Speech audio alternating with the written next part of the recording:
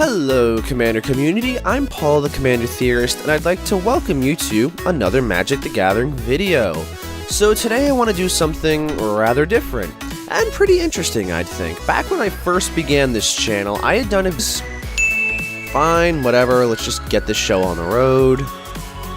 So the overall point of a Stax deck is to Marin of Clan Neltoth is yet another Golgari colored commander. She's from the 2015 pre-con decks, and for a very long time, she was one of the top 5 most popular commanders of all time.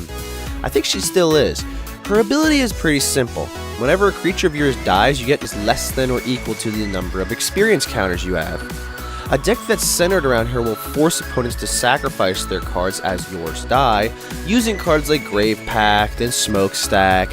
You gain experience counters, and you can return your cards from the graveyard to the battlefield, but your opponents will definitely thank you for stopping by, and to all my fellow ships, ladies, gents, and NB friends, we'll see you next video.